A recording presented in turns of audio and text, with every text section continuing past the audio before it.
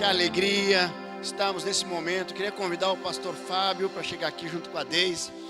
Nesse domingo, né, que é o domingo que estamos celebrando o início aí do mês da mulher. Teremos amanhã o Dia da Mulher.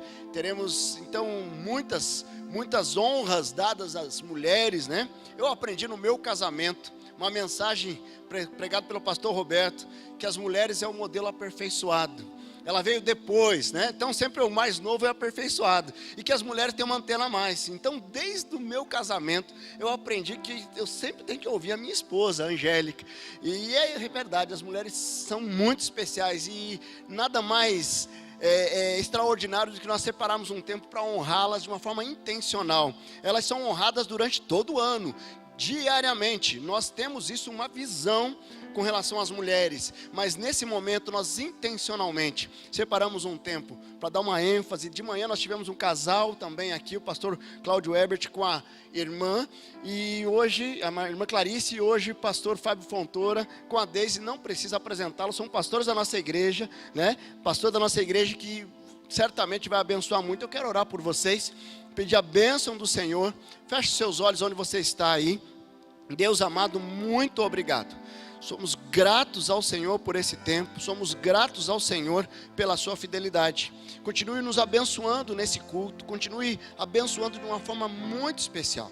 Abençoe o pastor Fábio, a irmã Deise, no expor da palavra, que o Senhor possa realmente usá-los como um canal de bênção para a nossa igreja, para as nossas vidas, de uma forma muito especial. E essa é a nossa oração, em nome de Jesus. Amém. Que Deus abençoe ricamente. Amém. Que a graça e a paz do nosso Senhor Jesus Cristo esteja com você aí na sua casa, agora, te abençoando com a presença do Senhor Jesus. Antes de passar para o desenvolvimento que o marido vai ter, eu vou contar rapidinho a história de como que foi o tema desse sermão, né? Quando nós recebemos o convite, eu fiquei pensando naquelas coisas mais clichês para se falar a respeito de mulher. Mas orando, e nós dois não combinamos nada, nem, para falar bem a verdade, não tínhamos orado juntos a respeito disso. De repente, ele desceu a escada e falou assim: Deise, vamos falar a respeito do ministério feminino? Irmãos, sério, como alguém que já enfrentou bastante preconceito nessa área, eu estremeci na hora. Eu falei, é bastante ousado, você sabe, né? Ele falou, mas Deus está me dizendo para falar. Eu falei, então, se Deus está te dizendo para falar, vamos lá, vamos falar. E depois da mensagem de hoje de manhã, do pastor Cláudio e da irmã Clarice, irmãos, eu tive certeza de que Deus quer usar a nossa igreja para quebrar alguns tabus que vêm se estabelecendo dentro da igreja evangélica. Há os tabus do mundo, e nós temos que lutar contra eles, mas há alguns tabus que são característicos nossos, da igreja cristã como geral, e eu incluiria até a igreja católica nisso. Então, falar a respeito desse tema, eu queria que os irmãos soubessem, nós estamos falando aqui com bastante temor, tremor, aí sim, jejum e oração. E nós esperamos que isso possa abençoar o seu coração. Qual é o tema mesmo da mensagem, marido? Protagonismo feminino no reino de Deus. Muito bem, gente, quero abrir aqui, a gente vai falar um pouquinho sobre a questão do protagonismo. Só fazer uma reflexão rápida, né? Nós queremos ter uma percepção do que é a mulher hoje no mundo, tá? E, aliás, um pouquinho na história também. Mas começando das mulheres e falando um pouquinho das mulheres que também tem na IBB. Porque quem são as mulheres hoje? As mulheres são médicas, nós temos médicas aqui na IBB. As mulheres são coordenadoras de RH, também tem aqui mulheres coordenadoras de RH. São professoras, são juízas, nós temos tudo isso aqui na nossa igreja. Mas, assim, na sociedade tem aí uma série de profissões que as mulheres estão exercendo hoje, que são de liderança, que nós temos que reconhecer, são variadas. Por exemplo, né, nós temos aqui no Brasil uma juíza do Supremo Tribunal Federal, a Carmen Lúcia e a Rosa Weber. Verdade, são duas, né? Olha só, estou esquecendo. 2 mulheres no Supremo Tribunal. Nós temos presidentes mulheres no mundo inteiro na história. Nós temos aí, né, no passado, a Margaret Thatcher, que assumiu a Inglaterra. Nós temos a Cristina Kirchner, nós temos a Dilma Rousseff, temos a Angela Merkel. Você pode não gostar, você pode gostar, mas a realidade é que essas mulheres, elas foram mulheres poderosas e com muita responsabilidade. Nós temos ainda rainhas com autoridade máxima, né? Falando aqui, por exemplo, na Inglaterra, que teve por muitos séculos rainhas assumindo posturas, posições importantes e de alto grau, máximo grau do país. Nós temos aí período vitoriano da Inglaterra, Rainha Vitória. Aqui não vou me estender muito, mas a gente poderia ficar falando horas disso. Nós temos aí também a Elizabeth I, que o grande pregador, conhecido príncipe dos pregadores, Spurgeon, falava muito dela, tá?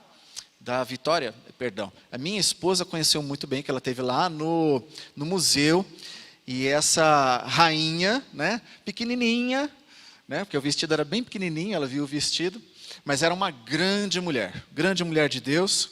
Nós temos a Elizabeth I, nós temos a Elizabeth II. Na Espanha, nós temos a Isabel de Castela, que é filha de uma portuguesa com um castelhano. Estou falando isso porque a Espanha ainda não estava reunida, e nós estamos falando de 1474 até 1504, quando ela era viva. O que ela fez? Primeiro, ela unificou a Espanha, não foi pouca coisa. Ela reduziu a criminalidade na Espanha, ela reformou a economia do país, ela deu apoio a Cristóvão Colombo. Se aquele país se tornou uma potência no período do Renascimento, nós temos que falar que foi graças a essa mulher que deu espaço para esse homem tão importante, e que nós temos aí a América Latina falando a língua espanhola, né? Não era pouca coisa.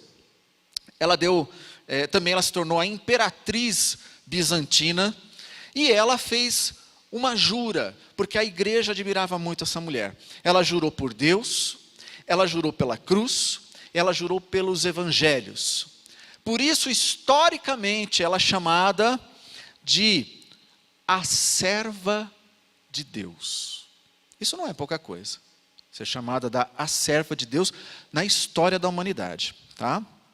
Mas, como eu falei, eu não queria me estender muito sobre o que a gente pode falar aqui de inúmeras mulheres que foram influentes e que ainda são influentes. Mas, quando eu me converti, eu era recém-convertido, eu era jovem, em 1988, já faz tempo. Eu estava em Portugal, foi lá que eu me converti, e eu vi um irmão fazendo um comentário que eu achei muito estranho, porque ele disse que o apóstolo Paulo era machista. Isso me chocou, porque eu era um novo convertido, assim, mas como é que o apóstolo Paulo é um machista? Se o apóstolo Paulo ele é um machista, então ele não tem autoridade como pregador. As mensagens que ele tem na Bíblia, eu vou ficar confuso. O que é certo, se ele é machista, que ele comete um erro desse nível? Então, quando é que eu vou poder confiar no que ele está dizendo? Ele realmente é machista? E aquilo ficou povoando minha cabeça. Eu comecei a ler os textos e já tinha interesse de desvendar algumas questões complexas que falam sobre isso. E é isso que nós vamos falar hoje à noite. Sobre algumas questões que são equívocos, que vão dar motivo para que se crê que a Bíblia ela se tornou parcialmente ou totalmente obsoleta. A Bíblia não é obsoleta, ela não está ultrapassada. O que nós estamos propondo aqui, eu quero começar, é justamente a não fazer uma releitura da Bíblia. Não estou propondo aqui a gente fazer uma releitura, ou seja, mudar aquela ortodoxia da revelação. A revelação, ela é o que ela é, ela não precisa de ajuda, e ela não precisa ser relida. Também nós não vamos fazer uma atualização, porque a Bíblia não precisa ser atualizada. Ou seja, porque alguns creem que tem que descartar aquilo que não é tolerado hoje em dia, ou em qualquer momento. Não, a gente não precisa fazer a atualização da Bíblia. Nós não vamos fazer uma nova interpretação da Bíblia, como alguns neoliberais fizeram aí na nossa história, que é desmerecendo parte da revelação como se fosse alguma coisa obsoleta, como se fosse uma coisa momentânea, alguma inserção do período da igreja, e como se fosse uma manipulação. De forma nenhuma, ela não precisa de uma nova interpretação. O que nós vamos fazer é o seguinte, nós vamos trabalhar aqui uma tradução adequada. Esse daqui é a estrutura, nós vamos trabalhar uma tradução adequada, nós vamos fazer uma interpretação honesta de uma hermenêutica da revelação.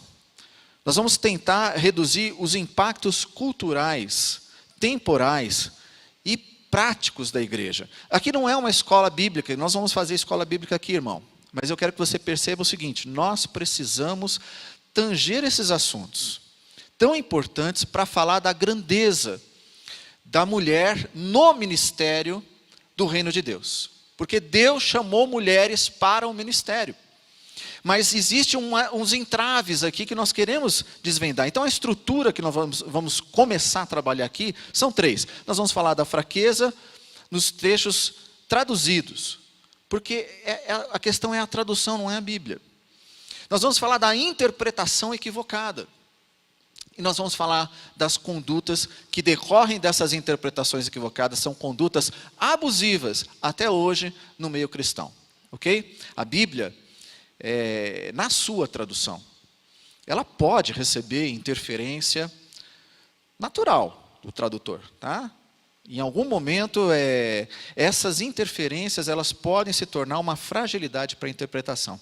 Então, nós vamos aqui abrir o texto lá de 1 Timóteo, capítulo 2, versículo de 1 a 15, nós vamos ler. Mas eu gostaria que antes a gente ler esse texto de 1 Timóteo, capítulo 2, vamos ler o capítulo todo, é curtinho, mas eu quero que você perceba uma coisa. Aqui está algumas interferências já, de algumas sociedades, de alguns grupos de tradução, que colocam subtítulos. Eu peguei 6 versões bíblicas, para a gente perceber como um subtítulo bíblico, ele pode influenciar a nossa leitura.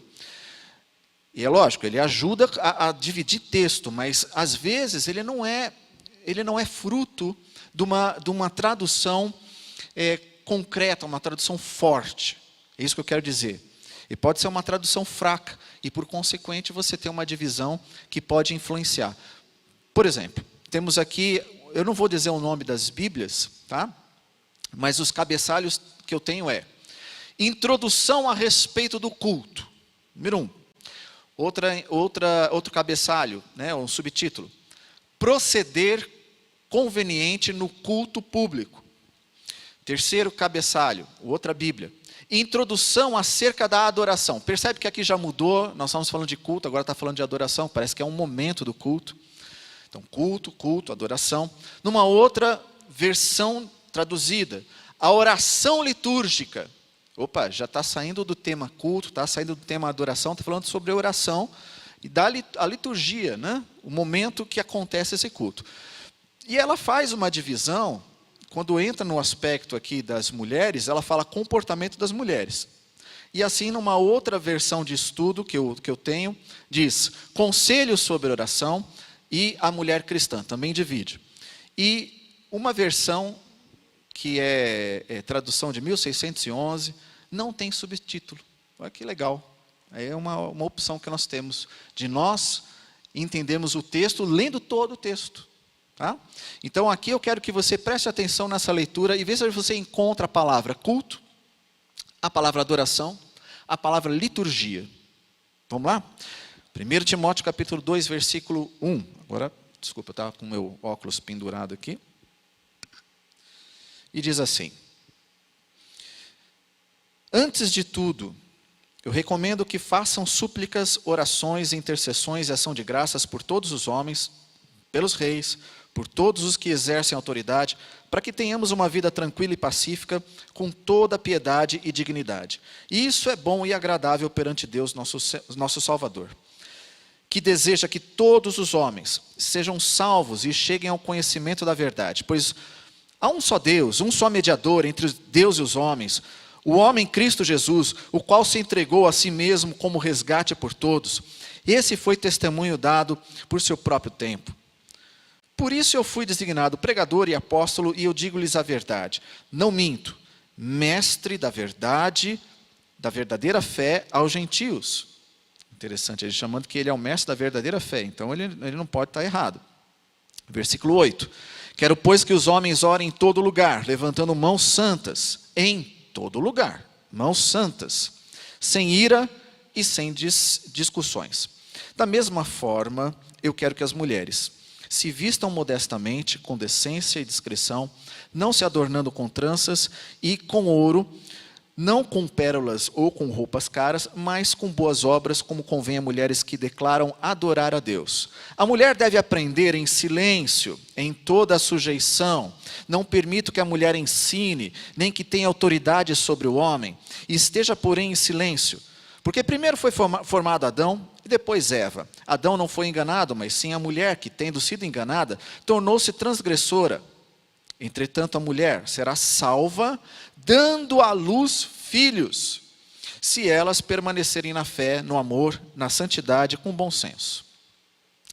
Muito bem, essa é a nossa versão NVI, que foi traduzida assim. Você percebeu que o texto não possui palavras igreja, eclésia, não possui palavras sinagogue, que é assembleia, não possui palavra sínago, que é reunião. Nós não lemos nenhuma vez igreja, nem assembleia, nem reunião. Então nós chegamos a um ponto aqui, irmãos, que nós temos que estudar abrindo o coração. Ou nos defendemos ou abrimos o coração. Se nos defendemos, nós vamos fechar a nossa pregação e vamos perder o contato com o mundo. Porque nesses movimentos ativistas, e aqui nós não estamos defendendo nenhum movimento ativista, nós queremos deixar claro que o mundo está buscando o seu equilíbrio. E nós temos que buscar também o nosso. E reconhecer aonde nós precisamos corrigir. Onde, como igreja, nós precisamos melhorar. E se nós fechamos questão e não queremos essa discussão, e entrarmos em defesa, nós vamos realmente perder os ouvidos para a pregação. Defesa da fé, apologia, ela sempre procurou a melhor interpretação. Tá? Uma interpretação honesta. Como Paulo fala lá em 2 Timóteo 2,5, se um homem luta pela vitória, ele não é coroado se ele não lutar legalmente. E ele fala isso porque ele quer que a gente pregue, ensina, repreende, exorte com paciência e doutrina. Ele fala isso para Timóteo no segunda epístola, capítulo 4, versículo 2. Então nós vamos começar agora, vamos falar sobre a fraqueza dos trechos traduzidos. Então eu quero voltar aqui no versículo 11, que diz, a mulher tem que aprender em silêncio, com toda a sujeição, e eu não permito que a mulher ensine, nem que tenha autoridade sobre o homem, nem que que ela esteja em silêncio, porque primeiro foi formado Adão, depois Eva. Muito bem, então primeira palavra que ela é fraca aqui na tradução.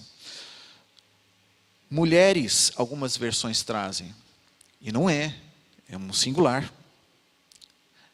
É um singular. E a palavra gune, ela pode ser traduzida como esposa. Então nós estamos falando de um tipo. Nós não estamos falando das mulheres, nós estamos falando de um tipo. Tipo. Que tipo? Tipo de esposa. Ou seja, por que esposa? Porque o texto está falando de Adão e Eva.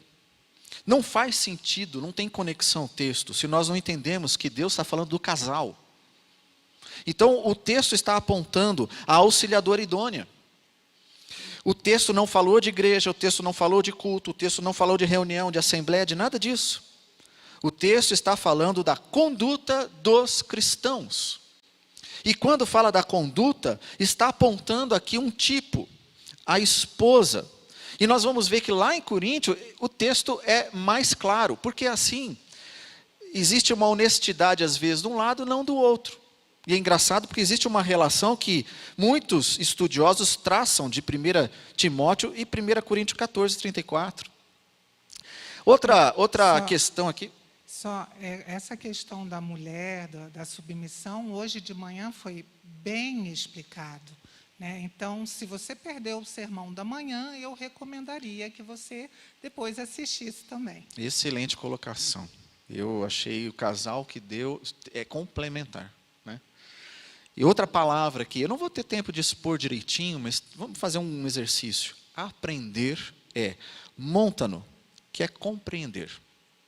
Tá? Ou seja, compreender, se conformar, se adaptar. Se nós estamos falando de um casal, estamos falando do relacionamento esposa e marido, essa esposa ela tem que se adaptar, ela tem que ser submissa no sentido de ela estar apoiando o seu esposo. Então, ele é que decide pela família.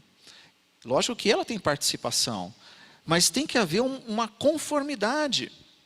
Quando a palavra diz aqui sobre salvação, entretanto a mulher será salva, no versículo 15, essa palavra não está relacionada à salvação de alma. Nós sabemos, o apóstolo Paulo de forma nenhuma iria dizer que a mulher é salva dando filhos. Então como é que ficam as mulheres que não engravidam? Como é que ficam as estéreis? Como é que ficam as mulheres que não casam? Que tipo de mulher é essa? Então quer dizer, uma mulher que não é cristã, mas ela teve um filho, ela já vai para o céu? Não é isso.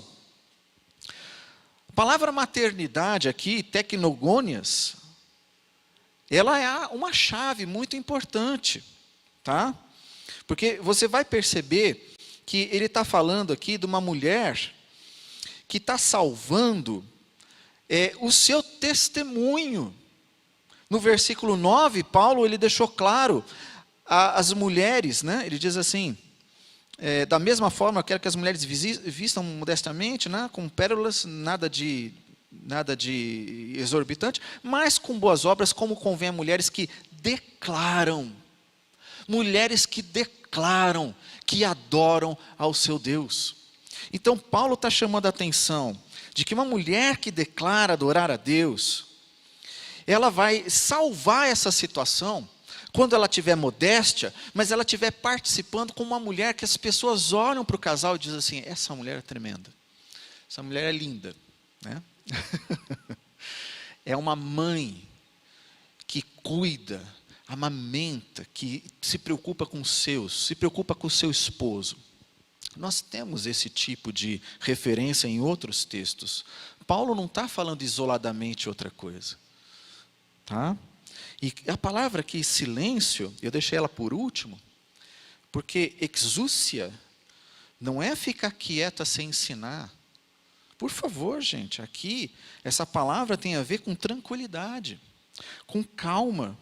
O apóstolo Paulo não diz que na igreja a mulher não pode ensinar. Ele nunca falou isso, nós já vamos chegar lá em 1 Coríntios, calma. Eu termino aqui com essa palavra silêncio, porque a ideia de silêncio é de tranquilidade. Agora, olha que engraçado, porque no mesmo texto, no capítulo 2, versículo 2, ele fala exatamente isso para os homens. Pelos reis, quero que os homens orem de graças, com ação de graças, intercessões pelos reis, por todos que exercem autoridade, para que tenham uma vida tranquila. Aqui ele colocou a mesma palavra exúcia, tranquilidade. Vamos colocar o melhor, assim, uma tradução mais adequada. Ele está dizendo assim, queridas esposas, vocês devem ter um comportamento modesto, de cuidado da família, submissão ao seu esposo, e vocês vão dar um testemunho tremendo. Vocês vão salvar a situação do testemunho de Cristo, porque as pessoas vão olhar para você e vão ver Cristo. Agora, né, não vou ter muito tempo para expor isso aqui, você me procura lá na escola bíblica, tá? A gente senta e faz tudo tintim por tintim. Mas em 1 Coríntios capítulo 14, versículo 34, que muitos estudiosos fazem referência e não tem absolutamente nada uma coisa com a outra. É um outro texto, Timóteo está em Éfeso, não está em Corinto, mas as pessoas fazem referência lá, e eu vou ler o versículo 34. 1 Coríntios 14, 34, diz, permaneçam as mulheres em silêncio nas igrejas. Ah, Fábio, está aqui, ó. Você não tinha lido esse texto, né? Permaneçam as mulheres em silêncio nas igrejas, pois não lhe é permitido falar, antes permaneçam em submissão, como diz a lei. Ah, está aqui a questão, então tá bom, vamos dar o braço a torcer. Não. Porque silêncio aqui, primeiro, não tem a ver com ensinar. Não tem a ver com ensinar. A palavra aqui é sigatossan, que é ficar quieto. Realmente, fiquem quietas. Agora, que engraçado, né? Quietas do quê? Quietas para quê? Porque se não é ensinar, A gente tem que entender o contexto de 1 Coríntios, que Paulo está falando, e ele traz esse contexto muito claramente, lá, antes desse versículo, que ele fala aqui, né, 1 Coríntios 14, 32, o espírito dos profetas está sujeito aos profetas, pois Deus não é o Deus de desordem, mas de paz. Ele está falando que tem que ter ordem no culto. A profecia, a pregação, ela tem que ser em ordem, não na confusão. Em 1 Coríntios capítulo 11, versículo 5, Paulo diz, toda a mulher que ora ou profetiza deve cobrir a cabeça. Quer dizer o seguinte, que ela ora na igreja e que ela profetiza na igreja. Então Paulo não pode estar se contradizendo. Ele não pode. O apóstolo Pedro, ele cita Joel no dia de Pentecoste, ele fala, as suas filhas profetizarão. Filipe tem filhas que profetizam, são profetas. Agora, a pior versão que passou na minha mão desse versículo, 1 Coríntios 14, 34, diz assim, elas não têm permissão para falar, como diz a lei. O que eu li para nós aqui é ponto, como diz ali, ponto. Mas eles dizem, vírgula, tem uma vírgula aqui. Elas não devem ter cargos de direção. Espera aí. Esse trecho substituiu, essa versão, essa tradução, o tradutor substituiu a palavra hupótasso, que é submissão, e ele colocou lá, não tem que assumir cargo de direção. Isso não existe no texto original. Essas palavras não estão lá. Eu estou pedindo para Jesus me segurar para não bater na rocha. Entendeu? Senhor, me ajuda para não bater na rocha. Mas, irmão, eu estou falando para os homens aqui. Abre a tua cabeça. Submissão aqui, tá? Esse trecho, não tem nada a ver com isso. O mais difícil, você talvez pergunte, mas Fábio, vamos lá. Quem você acha que você é? Quem te deu essa autoridade de falar uma coisa dessa? E eu vou dizer. Eu e minha esposa tivemos o prazer, mas hoje eu tive a tristeza de ver nesse versículo, porque tivemos o prazer de termos na nossa especialização o diretor dessa equipe de tradução como nosso professor. Ele foi nosso professor. E infelizmente, eu olhei para esse texto e disse, não é possível. Ele conseguiu substituir uma palavra submissão, que aí tem a ver com o marido, que aí o texto está falando sobre isso, e dizer que a mulher não pode ter cargo. Então, quando nós olhamos para isso, irmãos, que nós vemos que há são traduções que estão enfraquecidas pelas equipes de tradução, porque a Bíblia está lá, a Bíblia ela não foi adulterada. Ela não diz dessa forma. É que ela foi traduzida com fraqueza. Aí vem as interpretações equivocadas. E aí eu vejo os comentaristas. Eu vou falar 3 comentários bíblicos. Bíblia de Estudo A, não vou falar o nome. Diz assim: Paulo parece estar sustentando que como a mulher foi enganada e depois desencaminhou Adão. Ela não desencaminhou coisa nenhuma, meu querido. Se você está assistindo essa mensagem, meu querido comentarista, você errou. Desculpa. Eva não desencaminhou Adão, não. O texto diz que ela ofereceu o fruto para Adão. A decisão foi dele. Adão era autônomo. Ele tomou a decisão. Ela não desencaminhou ninguém. Então, não deve ser confiada a ela a função didática de superintendente ou presbítera nos cultos públicos da igreja. Meu irmão, nós não falamos que não tem culto aqui, nesse versículo de 1 Timóteo? Função didática, porque ela desencaminhou. Paulo declara que Júnia é uma mulher de Deus, cooperadora no seu ministério, e eu coloco Júnia aqui, que eu já vou explicar, mas ele chama em Romanos capítulo 16, versículo 7, essa mulher é chamada de apóstolo. Ela é apóstolo, não apóstola, apóstolo. Ela é apóstolo, não é presidenta, é presidente, né? ela é apóstolo. Orígenes, Jerônimo, são os pais da igreja, confirmaram isso. O Jerônimo, no ano 380, ele escreve dizendo: que grande sabedoria deve ter essa mulher para ser considerada digna do título de apóstolo. Uau! Agora, o comentário diz: nos cultos públicos. Sabe o que é isso? Isso aqui é fruto de uma reinterpretação, porque a igreja nunca achou que Júnia era outra pessoa, até a Idade Média. Na Idade Média eles tentaram colocar um S, porque esse nome na língua romana, Júnia é para mulher, Júnias é para homem. Só que, olha que interessante, mais de 250 textos, pergaminhos, textos originais, trazem a palavra sem o S. Júnia é uma mulher. E em nenhum texto traz Júnias. Isso é fruto da Idade Média. E que, infelizmente, nós estamos perpetuando. Tá? Bíblia de Estudo B. Não se sabe exatamente porque que Paulo escreveu o que aparece nessa seção. Tudo indica que o apóstolo está reagindo ao ensino que proibia o casamento. Tudo indica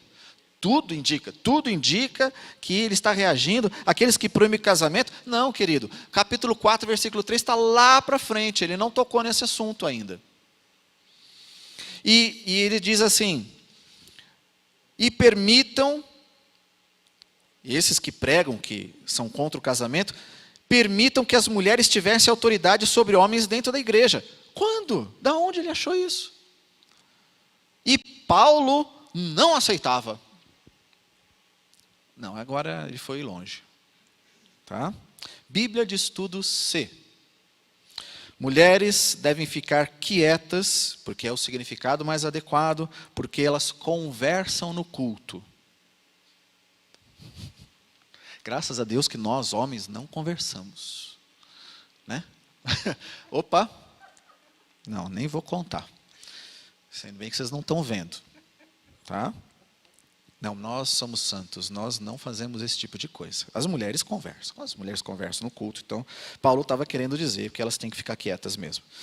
Muito bem, então nós temos aqui, primeiro nós falamos sobre as traduções fracas que trazem justamente interpretações equivocadas, e agora nós vamos falar de umas condutas abusivas, que vêm justamente em consequência dessa evolução. Na IBB, nós estamos aqui em 2006, quando nós chegamos na igreja.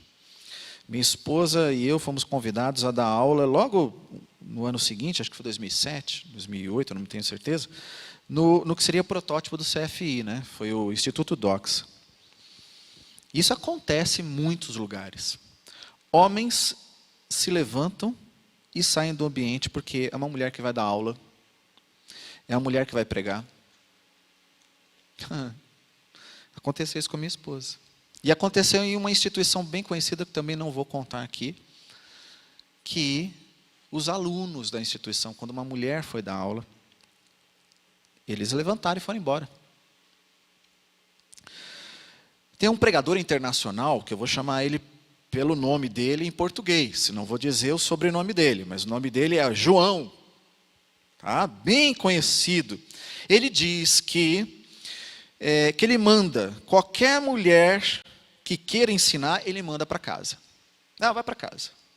Ele falou isso publicamente, está gravado, está no YouTube, em mais de uma ocasião. Então, consequência é que a pregadora de quem eles estavam falando, que foi citada essa questão, foi perguntado para eles: não, se for mulher, eu mando ela para casa. E aí o entrevistador faz a pergunta direta: e essa daqui? Essa daqui eu mando para casa, já falei, eu mando para casa. Mulher tem que ir para casa. Ela foi alvo de xingamento nas redes sociais, por cristãos. Tem um apologeta internacional, e aqui eu vou dizer o nome porque ele faleceu agora, e ele virou um escândalo. E a igreja tem que falar. Nós não podemos ter tabus nesse sentido, queridos, porque a Bíblia diz, quando o pecado é público, ele tem que ser levado à igreja. E a igreja não pode omitir. Todo mundo sabe, os jornais falam que Ravi Zacarias, indiano, um excelente apologeta, mas um escândalo sexual, um abusador. Diáconos abusam de mulheres. Eu faço aconselhamento toda semana, várias vezes, porque eu sou capelão numa empresa. E eu ouço mulheres sendo abusadas por diáconos, dizendo que na infância dela, depois de 40 anos, alguém virou e diz assim, mas 40 anos, ela ainda não esqueceu? Uma mulher que foi violentada sexualmente vai esquecer? Como é que você supera? A pessoa dizer para mim, diz assim, olha, esse foi a herança cristã que eu recebi. Meu pai fechou os olhos, minha mãe fechou os olhos, e um diácono da igreja estuprava eu e minhas irmãs, durante anos. E eu só tive coragem, depois de eu ter o meu primeiro namorado, de tomar uma atitude. Então, diáconos, pastores, líderes, isso é tão sério. Há 3 semanas atrás, eu fui lidar com um homem que abusou, como a gente falou hoje de manhã, patrimonialmente, que também é um abuso sobre a mulher, e moralmente, ele abusou da esposa dele. Que ele chamava ela de uma pessoa sem caráter, mas você sabe o que eu estou falando. Eu tive que fazer exorcismo. Porque o diabo veio para matar, roubar e destruir família. Se você faz o tipo de... Porque esse rapaz também frequentou a igreja, tá? Você faz esse tipo de interpretação bíblica e coloca as mulheres nessa condição, não tenha dúvida que mais cedo ou mais tarde você vai abusar. E o nosso desafio, para a minha parte, é que a gente se torne não ativista do pecado do outro. Agora é isso, né? O outro errou, então a gente pega a pedra. Não. O que Davi fez? Ele foi confrontado quando ele pecou, quando ele abusou de uma mulher, com o poder que ele tinha. E ele chorou, ele se quebrantou e escreveu o Salmo 32 e diz, enquanto eu calei meu pecado, os meus ossos ficaram doentes e eu envelheci. O apóstolo Paulo fala em 1 Timóteo 2,8, que os homens têm que erguer as mãos, nós lemos, sem violência. Tá? Sem violência. A palavra orges é ira, que traduzido como ira, não é raiva, não. É sem paixão violenta. Então é hora de a gente fazer um meia-culpa. Senhor Jesus, misericórdia. As mulheres têm ministério no reino de Deus e são protagonistas, mas, antes de mais nada, elas precisam ser colocadas nos seus devidos espaços, porque Deus a chamou para esse espaço. Amém? Agora eu vou convidar a grande tradutora que eu conheço, das melhores, tá? A minha esposa trabalha com isso daí, com autoridade, e tem um privilégio tão grande, porque ela passa o dia lendo a palavra de Deus, traduzindo grandes homens, tá? Então, quando ela fala, é gostoso, porque eu sento com ela assim, que privilégio. Então, rapidinho, tá, irmãos, porque a gente sabe do nosso horário, tudo isso que o pastor Fábio falou, então, essa questão dessa interpretação errada que foi dada em algumas traduções bíblicas, isso é corroborado pela narrativa bíblica? Ela é corroborada primeiro por Jesus, o relacionamento respeitoso e honroso que Jesus sempre deu às mulheres. Primeiro, Jesus tinha seguidoras, e é lindo, leiam nos evangelhos, quando Jesus está indo para ser crucificado. Os homens tinham fugido, as mulheres estavam ali, acompanhando o Senhor Jesus ser levado para a cruz e chorado. Ele para, e ele olha para as seguidoras deles e diz, filhas, não chorem por mim, chorem por vocês. Chorem pelos seus filhos. Olha que coisa mais linda. Jesus parou a caminhada da cruz para se referir às mulheres. Mas não só. Jesus também tinha discípulas. Gente, não tinha rabino no primeiro século que tivesse discípula. Aliás, eles nem cumprimentavam mulher na rua. A mulher deles, quando ia sair com eles na rua, tinha que andar atrás, porque mulher é um ser problemático. Entendeu? Jesus não. Quando a gente vê Marta e Maria, né, aquele relato tão conhecido do prato de Maria preocupada com o que vai servir, Marta preocupada com o que vai servir, e Maria sentada ao pé de Jesus, a gente nunca repara. Sentada ao pé de Jesus é posição de discípulos. Discípulo senta e ouve. Maria estava bancando a discípula, porque ela era, e não foi recriminada por Jesus e nem pelos discípulos. Também, o ministério de Jesus, as referências estão todas aí no PowerPoint que a gente põe para vocês. Depois vocês vão ter que ler por conta, tá? O ministério de Jesus e dos apóstolos era sustentado por mulheres que precediam Jesus na viagem e já iam preparando tudo. Para Jesus ter tudo, hospedagem, comida, tudo. Essas mulheres, e elas são citadas por nome, irmãos. Elas são citadas por nomes. Ou seja, elas são importantes para o Senhor Jesus. Mas vamos falar, então, de mulheres na Bíblia com ministério de palavra e liderança? Existe isso na Bíblia? Tem. No Antigo Testamento tem. Tem, irmãos. Tem Miriam. Miriam era irmã de Moisés e de Arão. Em Êxodo 15, 20, fala que ela era profetisa. A profetisa Miriam, ela pegou o tamborim e foi cantar logo depois que eles atravessaram o Mar Vermelho. Em Miqueias, esse texto é muito importante. Miqueias 6,4, Miqueias está entregando uma profecia e ele começa, assim diz o Senhor, e aí ele diz: eu mandei para vocês Moisés, Arão e Miriam para guiá-los. É Deus dizendo, não era só Moisés, não era só Arão, era Miriam também. Aí você pode dizer, mas Miriam errou. Arão também, lembra do bezerro de ouro? Moisés também errou. Lembra dele batendo na rocha? Os três erraram, meu irmão. Não põe mais peso no erro de um do que de outro. É humano, erra.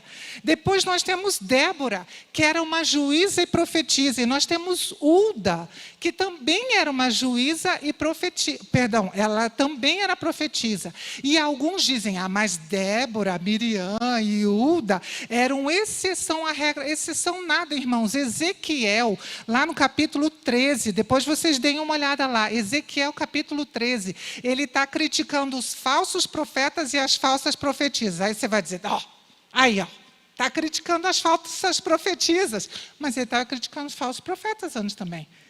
Então, era comum em Israel haver profetisas, tá? É super comum. Depois, no Novo Testamento, a gente vê também, na ressurreição de Jesus, os 4 evangelhos contam que quem saiu para proclamar a ressurreição de Jesus foram as mulheres, porque ele apareceu para elas primeiro. Depois, nós temos Priscila, uma mulher que é considerada nobre, e ela e o marido discipularam Áquila. Nós temos Júnia, como o pastor Fábio já falou, que foi chamada de apóstolo, ou notável entre os apóstolos. E nós temos Febe, que no original ela é chamada de diácono e líder. Diácono, não é nem diaconisa, ela é chamada de diácono e líder. Ela era uma pregadora. Então, nós temos várias provas bíblicas de que, sim, a mulher sempre teve cargos ou posições de liderança em Israel. Débora é uma juíza e profetisa. Só teve mais um homem que era juiz e profeta. Esse era juiz, profeta e sacerdote, que era Samuel. Os outros eram juízes e homens de guerra. Ela era juíza e profetisa. Então, sim, irmãs, o seu ministério tem valor diante de Deus. Então, sim, irmãos, o ministério de palavra de uma mulher sempre teve a bênção de Deus e a aprovação do Senhor. A gente só precisa realmente parar e pensar e corrigir erros históricos que nós temos cometido. E eu gostaria que a gente tirasse um tempo agora, sabe? Quem sabe, como igreja, não é um tempo de confissão de pecado, de abandono de pecado. De dizer, Deus, então ensina-nos a tratar essa coisa de uma forma certa. O protagonismo aqui não é a usurpação das funções e dos papéis dos homens, não, irmãos. É só para dizer que homem e mulher são protagonistas no plano de Deus, porque foram escolhidos pelo Senhor para ser assim, não foram os anjos.